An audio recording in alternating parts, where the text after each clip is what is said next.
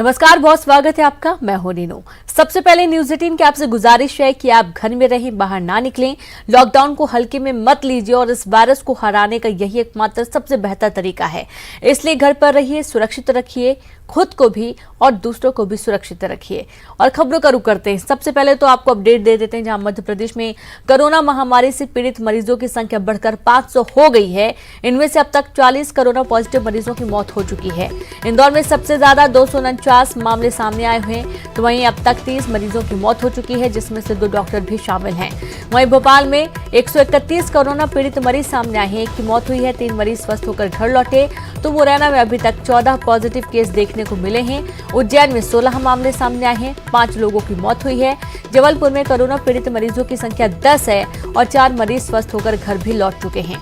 इसके अलावा ग्वालियर में कोरोना पीड़ित मरीजों की संख्या 6 है और 2 मरीज स्वस्थ होकर घर लौट चुके हैं। शिवपुरी में 2 पॉजिटिव केस सामने आए हैं, जबकि 1 मरीज स्वस्थ हो चुका है। खरगोन में 14 कोरोना पॉजिटिव मामले सामने आए हैं और यहां पर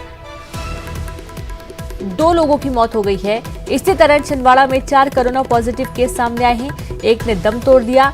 बड़वानी भी है, जहां पर 14 कोरोना पॉजिटिव केस सामने आए। उसके अलावा विदिशा में 13, बैतूल में 1, होशंगाबाद में 10, श्योपुर में 2, रायसेन में 1, खंडवा में 5, धार में 1, देवास में 3, शाजापुर में 1 और सागर में 1 पॉजिटिव मामला सामने आया।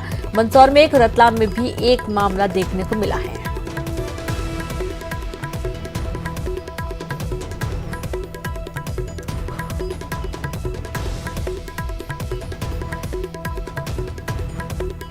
तो चलिए, मध्य प्रदेश में भी कोरोना का ग्राफ धीरे धीरे बढ़ रहा है। आपको बता दें कि ग्राफिक्स के जरिए आपको दिखाते हैं।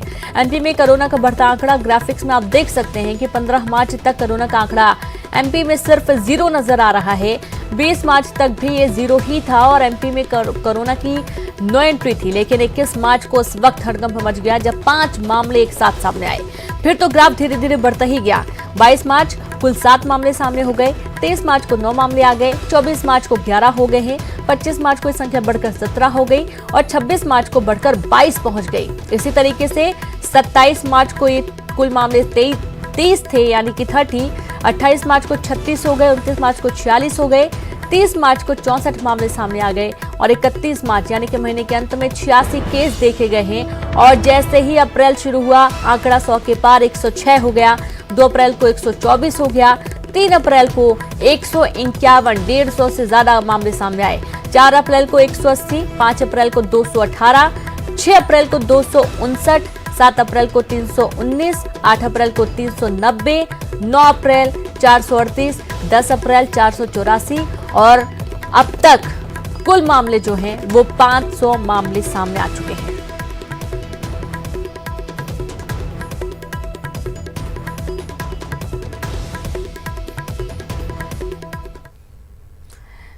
तो देश में कोरोना वायरस के संकट के कारण 21 दिनों का लॉकडाउन लागू है और अब इस लॉकडाउन को बढ़ाया जा सकता है। पीएम मोदी ने ये संकेत दिए हैं। दरअसल आज प्रधानमंत्री नरेंद्र मोदी ने राज्यों के मुख्यमंत्रियों के साथ वीडियो कॉन्फ्रेंसिंग के जरिए बातचीत की और इस बैठक में ज्यादातर राज्यों के मुख्यमंत्रियों ने लॉकडाउन को बढ़ाने की सहमति दी है, जिसके बाद प्रधानमंत्री नरेंद्र मोदी ने 2 हफ्तों के लिए लॉकडाउन को बढ़ाए जाने के संकेत दिए।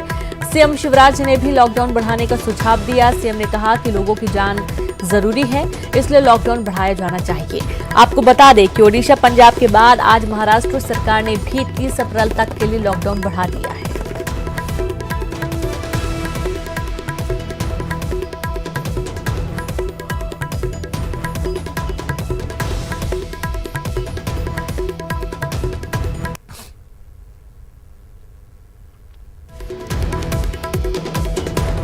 तो कुछ बड़ी बातें बता दें। आज पीएम ने कहा, जान है तो जहान है, लॉकडाउन और सोशल डिस्टेंसिंग का पालन आवश्यक है। आज पीएम मोदी ने तमाम मुख्यमंत्रियों से बातचीत की। इसी दौरान ज्यादातर लोगों ने अपना दायित्व निभाया है और लोगों को सरकार के दिशा निर्देश का पालन करना चाहिए। प्रधानमंत्री मोदी ने क्या जरूरी बातें बोली हैं वो हम आपको बता रहे हैं। कोरोना के खिलाफ हमारी लड़ाई और मजबूत होगी, तो वहीं जान है तो जहान है, प्रधानमंत्री मोदी ने अपने भाषण में कहा।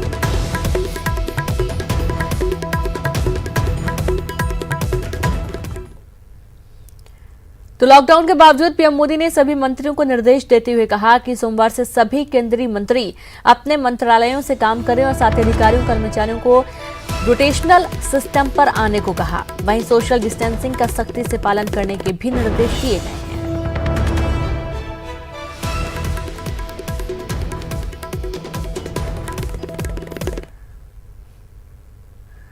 इधर मुख्यमंत्री शिवराज सिंह चौहान कोरोना को लेकर लगातार एक्शन में हैं। सीएम ने आज समीक्षा बैठक की और अधिकारियों को आवश्यक दिशा निर्देश दिए।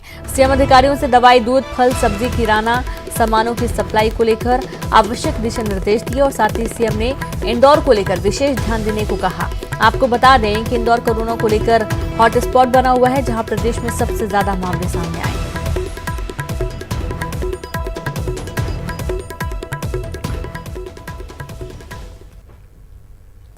और साथ ही एक और अहम खबर, इंदौर में कोरोना पॉजिटिव के बढ़ते आंकड़ों को देखते हुए मुख्यमंत्री के निर्देश पर इंदौर भेजी गई 102 डॉक्टरों की टीम। सभी डॉक्टर इंदौर सीएमएचओ को रिपोर्ट करेंगे। प्रदेश में सबसे ज्यादा कोरोना के मरीज इंदौर में ही हैं और सबसे ज्यादा मरीजों की मौत भी वहीं हुई है, जिसको देखते हुए मुख्यमंत्री शिवराज सिंह चौहान ने ये कदम उठाए हैं।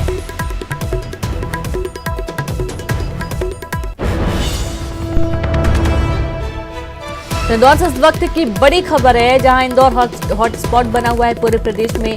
तो इंदौर भेजे गए 102 डॉक्टरों की टीम जो कि जाएगी और जांच करेगी और सीएम के निर्देश पर ये डॉक्टर भेजे गए हैं, जो कि इस वक्त कोरोना की लड़ाई में वॉरियर बने हुए हैं। इंदौर में अब तक 30 मौतें हो चुकी हैं, 249 पॉजिटिव केस सामने आए। वहीं राजधानी भोपाल में आज कोरोना के 12 और मरीज मिले हैं। आईएएस गिरीश शर्मा भी पॉजिटिव मिले और इनकी ड्यूटी कोरोना कंट्रोल रूम में लगी थी। गिरीश शर्मा के संपर्क में आने से उनका बेटा भी कोरोना पॉजिटिव हो गया है। आपको बता दें कि भोपाल में अब तक कोरोना पॉजिटिव मरीजों की संख्या 131 हो गई है।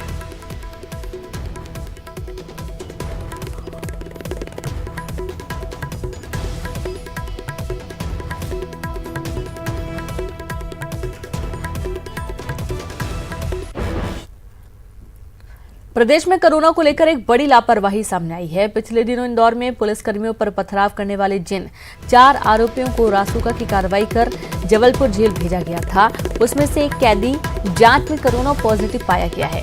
इस खबर के सामने आने के बाद जबलपुर से लेकर इंदौर तक हड़कंप मच गया। पिछले दिनों इंदौर में लॉकडाउन के दौरान जिन 4 आरोपियों को पुलिसकर्मियों पर पत्थरबाजी और हमला करने के आरोप में गिरफ्तार कर रासुका लगाकर जबलपुर जेल भेजा गया, जेल में आरोपी में कोरोना के लक्षण मिलने के बाद उसकी जांच करवाई गई तो वह कोरोना पॉजिटिव निकला। कैदी के कोरोना पॉजिटिव आने के बाद उसको इलाज के लिए अस्पताल भर्ती किया गया। बताया जा रहा है कि कोरोना पॉजिटिव निकला आरोपी पिछले कई दिनों से खांसी और बुखार से पीड़ित था। उधर अब उन पुलिसकर्मियों को भी आइसोलेट किया जा रहा है जो आरोपियों को लेकर जबलपुर गए थे और इसके साथ ही केंद्रीय जेल में जिस बैरक में कैदी को रखा गया था उसको सैनिटाइज किया जा रहा है और संपर्क में आने वाले अन्य कैदियों की भी जांच की जा रही है।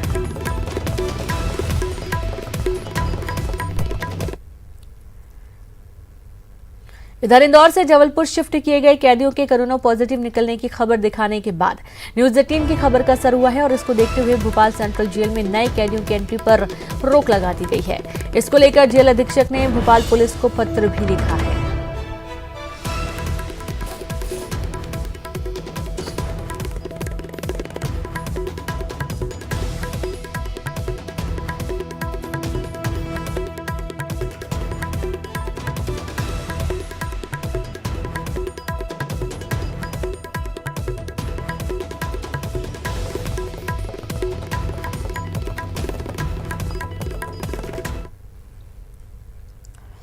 प्रदेश में जमातियों ने मुसीबत बढ़ा दी है। गुना में जमातियों के संपर्क में आए 26 लोगों को क्वारंटाइन किया गया।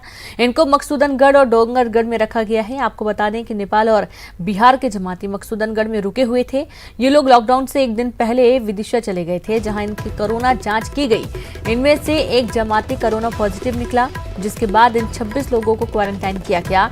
तो वहीं उज्जैन में लोहे के पुल के पास मस्जिद में 19 लोग पिछले 1.5 महीने से रुके थे, जिसकी जानकारी मिलने पर पुलिस ने सभी को वहां से निकाला है और उनको कोरोना टेस्ट के लिए अस्पताल भेजा है।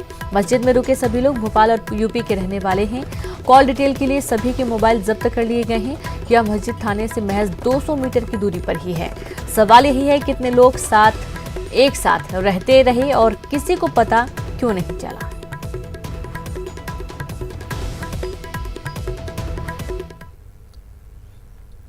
तो कोरोना को लेकर जहां दुनिया भर में दहशत का माहौल है, ऐसे में कुछ लोग खुशकिस्मत भी हैं जो कोरोना के खिलाफ बहादुरी से जंग लड़े और स्वस्थ होकर घर वापस भी अपने परिवार के पास लौट गए। सबसे पहले बात करते हैं भोपाल की, जहां तीसरा कोरोना पॉजिटिव मरीज जो रेलवे में गार्ड की नौकरी करते थे, स्वस्थ होकर घर वापस लौटे। वहीं जबलपुर में कोरोना पॉजिटिव सराफा व्यापारी मुकेश अग्रवाल और उनकी पत्नी के बाद अब उनकी बेटी पलक अग्रवाल भी स्वस्थ हो गई है। डॉक्टरों ने उन्हें अस्पताल से छुट्टी दे दी है। उज्जैन में लगातार कोरोना वायरस संक्रमित मरीजों की संख्या बढ़ती जा रही है और इसी बीच एक अच्छी खबर आई है, जहां कोरोना पॉजिटिव हुए एक ही घर के 3 लोगों की आज तीसरी रिपोर्ट भी नेगेटिव आई, जिसके बाद तीनों को अस्पताल से डिस्चार्ज कर दिया गया। अस्पताल से बाहर निकल रहे समय कलेक्टर शशांक मिश्रा ने तीनों को पुष्प गुच्छ देकर सम्मानित भी किया।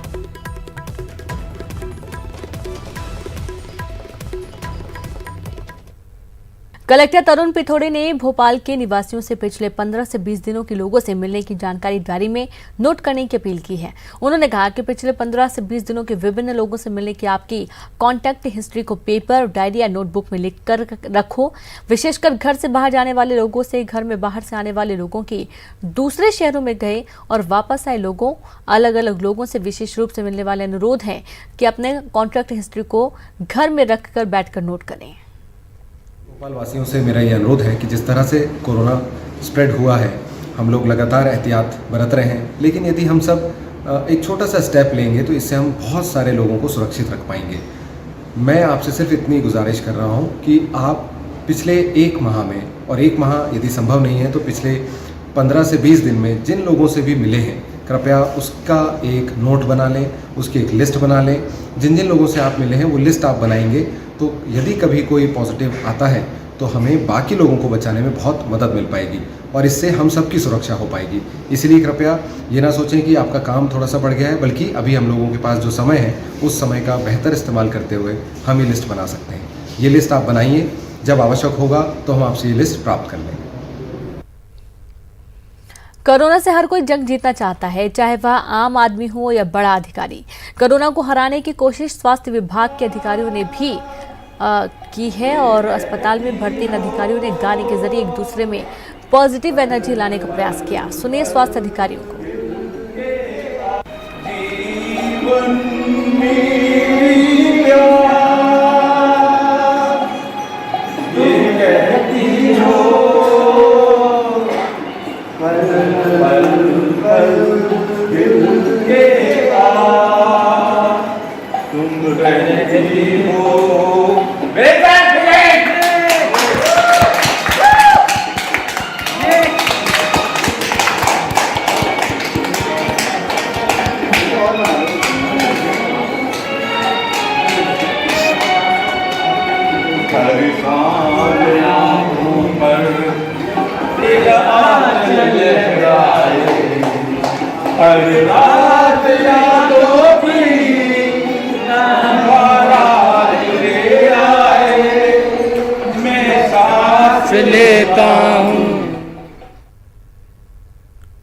तो कोरोना को लेकर प्रदेश में सियासत गर्मा गई है। कांग्रेस ने प्रदेश सरकार पर निशाना साधा। प्रदेश में बेकाबू होते कोरोना के लिए 8 कारण बताते हुए ट्वीट किया है। ट्वीट में कांग्रेस ने मौजूदा सिस्टम को जिम्मेदार बताया और साथ ही नई सरकार में तबादला को लेकर तंज कसा है। वहीं पूर्व मंत्री जीतू पटवारी ने भी निशाना साधते हुए कोरोना फाइटर्स को तुरंत PPE किट देने की मांग की है और जान गंवा चुके लोगों के परिजनों को 2 करोड़ की सुरक्षा राशि देने की मांग की गई है।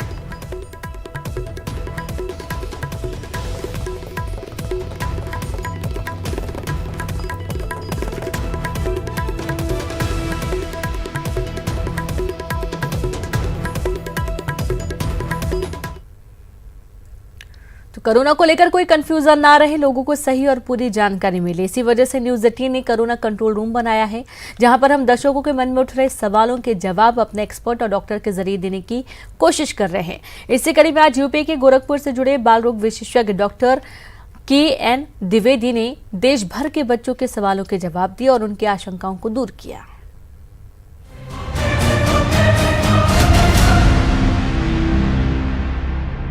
कृति हैदराबाद से बोल रही हूँ। मम्मी पापा बोल रहे हैं अब लगाने के लिए मास्क, तो मैं हर टाइम मास्क लगाऊंगी।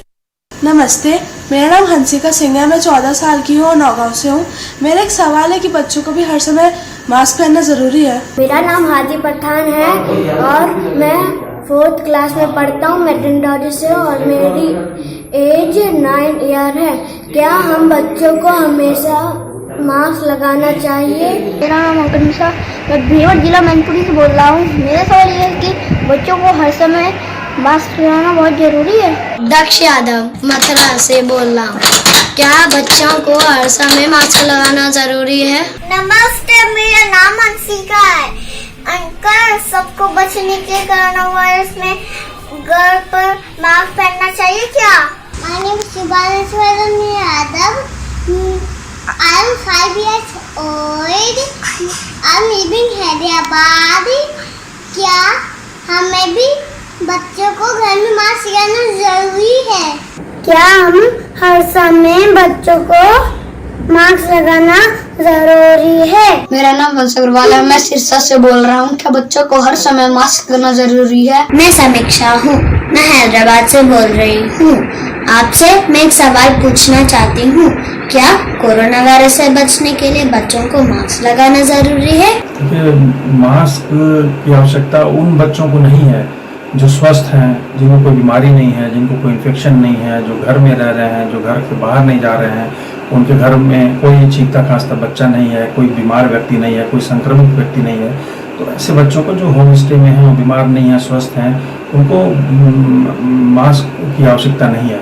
लेकिन अगर कोई बच्चा बीमार है या उसे छींक खांसी आ रही है या उसके घर में कोई और सदस्य बीमार है, तो ऐसे बच्चे मास्क लगा सकते हैं। या किसी मजबूरी में उसको घर से बाहर निकलना पड़ रहा है, वैसे तो घर से बाहर जाना आवश्यक नहीं है, लेकिन अगर वो किसी भी मजबूरी की वजह से घर से बाहर उसको निकलना पड़ रहा है, तब उसको मास्क की आवश्यकता है। तो स्वस्थ लोगों के लिए, स्वस्थ बच्चों के लिए जो हेल्दी प्रैक्टिस कर रहे हैं, हैंड वॉश कर रहे हैं, घर में रह रहे हैं, उनके घर में कोई बीमार व्यक्ति नहीं है, तो उसको मास्क की आवश्यकता नहीं है। तो मास्क केवल उन्हीं लोगों के लिए जरूरी है जो छींक रहे हैं, खांस रहे हैं, जो संक्रमित व्यक्ति के संपर्क में आने का जिनका खतरा है, या जिसको किसी कारणवश मजबूरी में घर से बाहर निकलना पड़ रहा है। अदरवाइज मास्क सबके लिए, उन बच्चों के लिए जो स्वस्थ हैं, घर में हैं, उनके लिए आवश्यक नहीं है।